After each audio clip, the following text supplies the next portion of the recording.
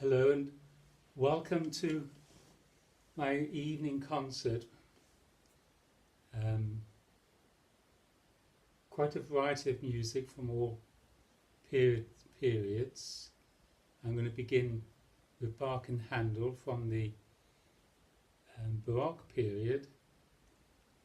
Bach being famous for writing the Brandenburg concertos, the St. Matthew and St. John Passion, and Handel being famous for the Messiah, the water music, and the firework music. And they're both born in 1685, and they lived very close, relatively close to one another, but they never met. I'm going to play the first prelude by Bach from his 48 Preludes and Fugue, followed by a short keyboard piece by Handel. And before I continue, just to quote Brahms said when visiting a group of friends, "If there is anyone here whom I have not insulted, I beg his pardon."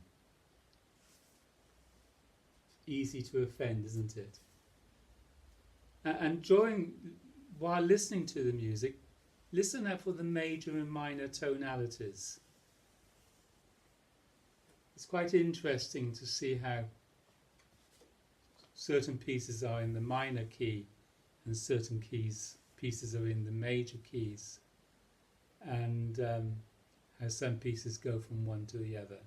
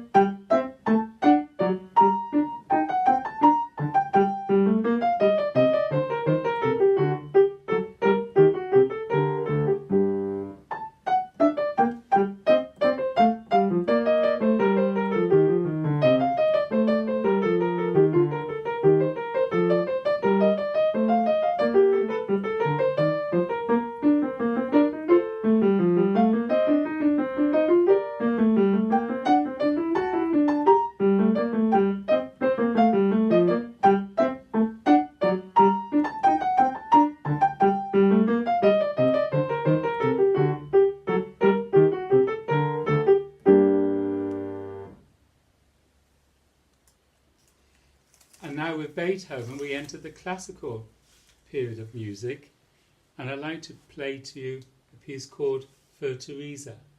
Für Elise. Well, it could have been that the publisher had it wrong when he printed this music, because he couldn't apparently read Beethoven's writing. So it may not have been for Elise, possibly for Teresa, but both women were part of his life. At the time of writing for Elise, Beethoven was well aware of the fact that he was losing his hearing. As early as 1802, he had written about this, and even contemplating suicide, before concluding, "But only art held me back. For, it seemed unthinkable for me to leave the world forever before I had produced all that I felt called upon to produce." And through pieces such as Für Elise, he showed how a simple piano composition could contain as much emotion as any other art form.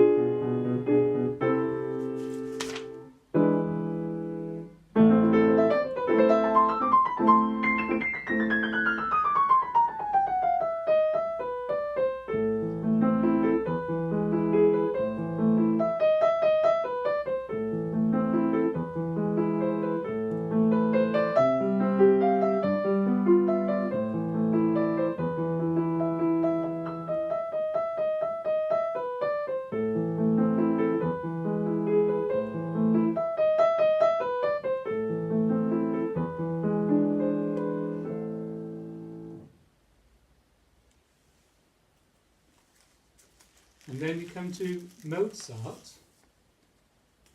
This fantasia by him in D minor. I told you the tonality. Fantasia basically is a piece of music, a sort of conglomeration of ideas and moods. But I've often thought this piece would be very good as a background piece of music to a silent movie. And I'll play it in such a manner.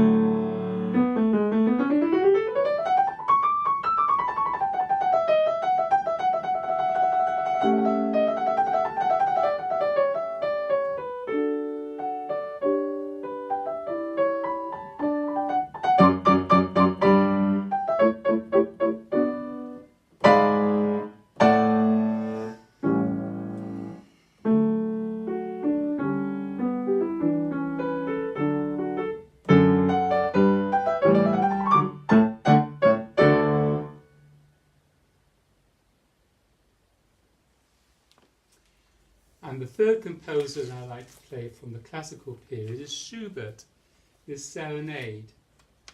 He apparently wrote over 603 songs at the last count, and this being one of his famous ones, the serenade.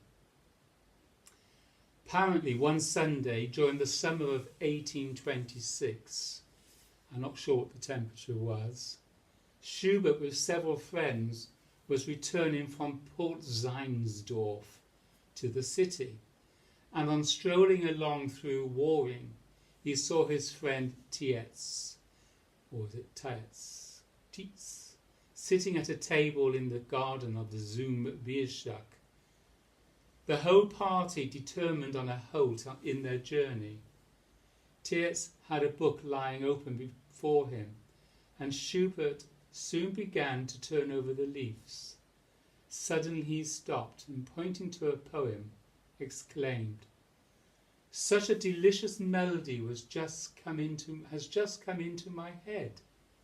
If I but had a sheet of music paper with me." Herr Doppler drew a few music lines on the back of a bill of fare, and in the midst of a genuine Sunday hubbub, with fiddlers, skittle players and waiters running about in different directions with orders, Schubert wrote this lovely song. The words being translation from the German. "Silently my songs beg through the night to you. Down into the quiet grove, darling, come to me. Whispering slim tree tops rustle in the moonlight, the hostile eavesdropper's ear. Don't be afraid, my dear. Do you hear the nightingales singing? Only they implore you with the sounds of sweet laments. They plead for me. They understand the heart's longing, know love's pain, stirring with their silvery tones every soft heart. Let them also stir your breast, darling, listen to me. Trembling I awaited you. Come, please, please make me happy."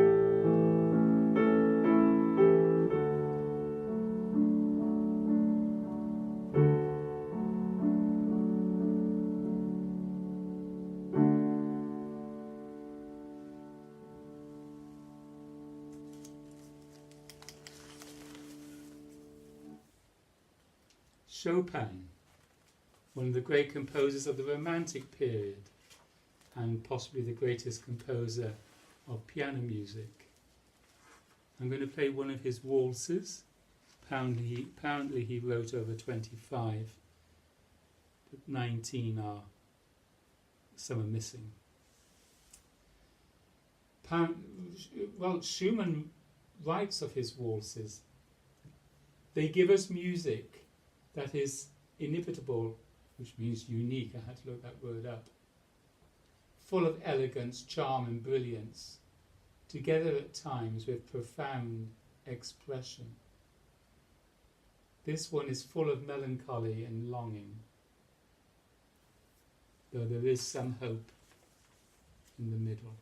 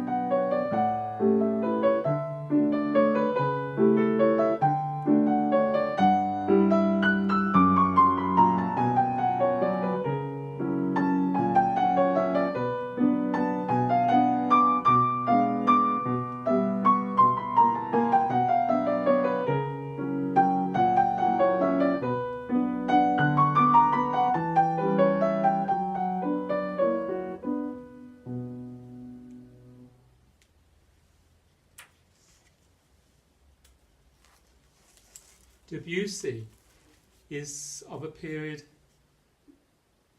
mainly of artists, the Impressionistic period, together with Ravel, Poulenc, Fauré, Ravel, Asarte. Debussy composed very much in a way that was unique. Actually, Debussy's music, and of course himself, was not accepted at the Conservatoire because he refused to follow all the textbook rules. Debussy refused to submit to traditional musical theory. He says, "There is no theory. You have only to listen. Pleasure is the law." He wanted his music to sound improvisatory, as if it had not been written down. He developed his own style. He was interested in the sensuous quality of music, influenced by the Oriental and Russian music. This particular arabesque is influenced by Arabian dances, very florid and invocative, full of different moods and tonalities and shapes.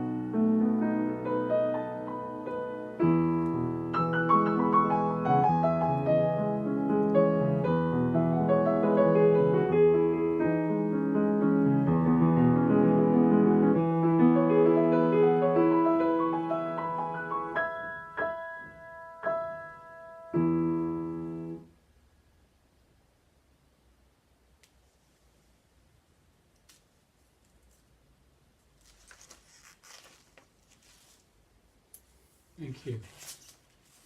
This piece, Humouresque, written by Dvorak, an American, well, not an American, but he lived in America a lot. And it's one of 8 Humouresques, short orchestral pieces, originally. But this particular piece has attracted some particular words, so ladies, forgive me.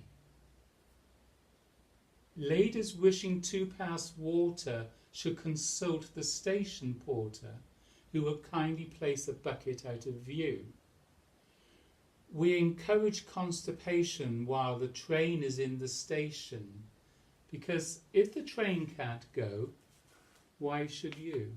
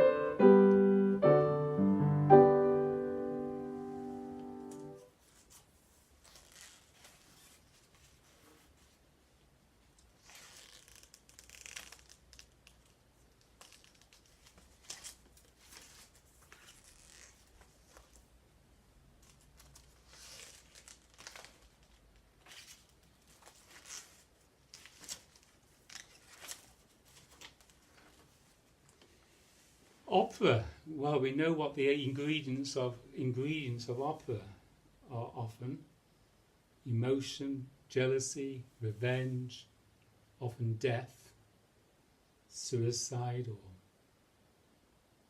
more murder even. And this particular one has very much those ingredients too, if not death, but the threat of death. Cavaliera rusticana, the chivalry, rustic chivalry. Tuidu, son of the tavern owner Mama Lucia, has returned from military service to find his fiancée, Lola, married to a prosperous wagon owner, Alfio. As revenge against Lola's betrayal, Tuidu has seduced Tantiza, hoping to make Lola jealous. As a result, Lola has taken up with Turiddu again in an adulterous affair, leaving Santuzza heartbroken. The intermezzo is played by the orchestra only, no voice, between two scenes. And it's on Easter Day, just as everyone has left church to go home for lunch.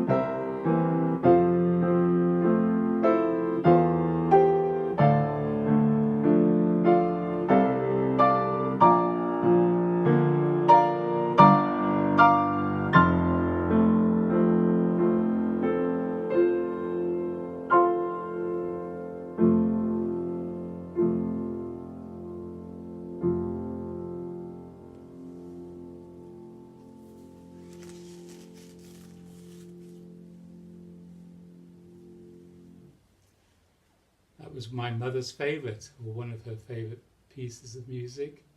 So much so that the SP record that she had wore away because of the number of times that she played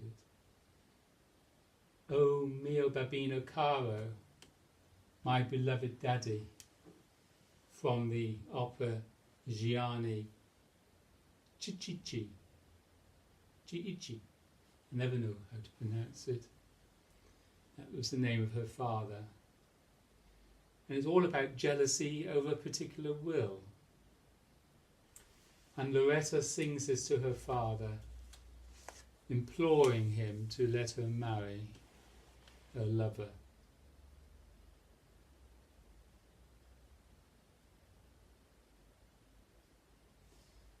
Oh, my dear Papa, I like him so much. He's handsome, very handsome.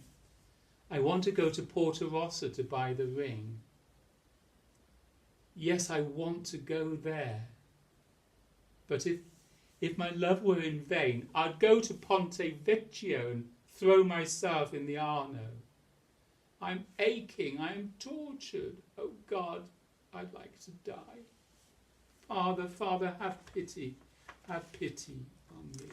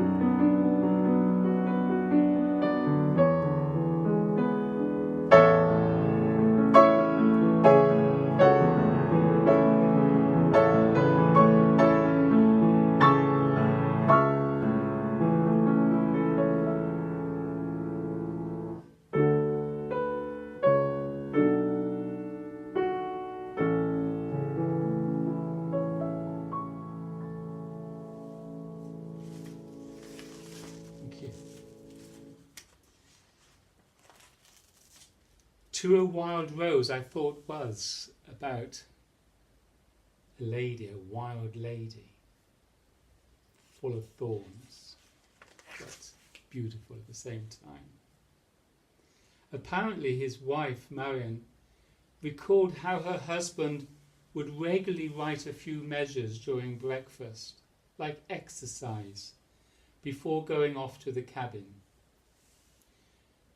Normally Macdowell discarded such fragments, and this particular morning he crumpled the paper and tossed it at the fireplace.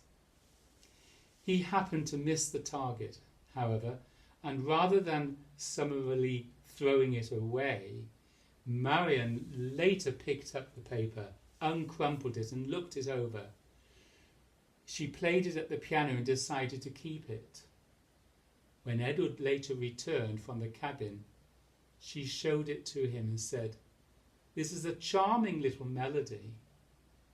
Edward looked at it anew and agreed. "It is not bad, very simple though. It makes me think of wild roses near the cabin."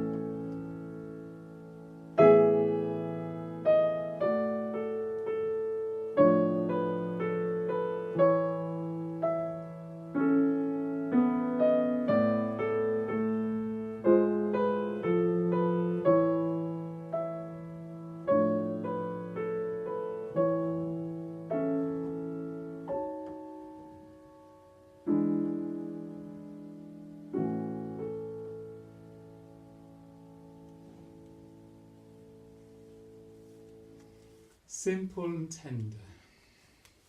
Now for Misty, or is it no, Bewitched, written by Richard Rodgers and Lawrence Hart, that famous duo before it became Rodgers and Hammerstein. And this particular song, sung by Vera, is from an opera or musical called Pal Joey, and he and her, they have an affair. Then she realises how foolish she is. After one whole quart of brandy, like a daisy I awoke, or I awake, with no bromo seltzer handy, I don't even shake. Men are not a new sensation, I've done pretty well, I think, but this half-pint imitation put me on the blink. I'm wild again, beguiled again, a simpering, whimpering child again, bewitched, bothered and bewildered am I. Couldn't sleep, I wouldn't sleep, until I could sleep where I shouldn't sleep, bewitched, bothered and bewildered am I.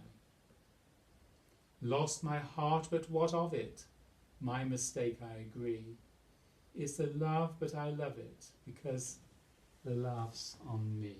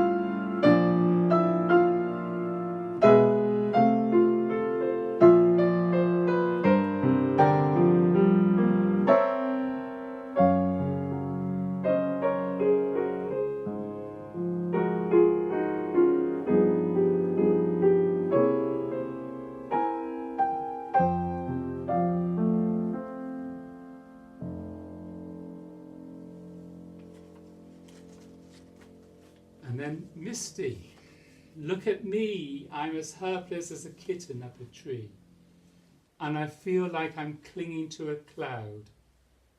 I can't understand, I get misty holding your hand. Walk my way, and 1,000 violins begin to play. On it might be the sound of your hello, that music I hear. I get misty the moment you're near. You can say that you're leading me on, but it's just what I want you to do.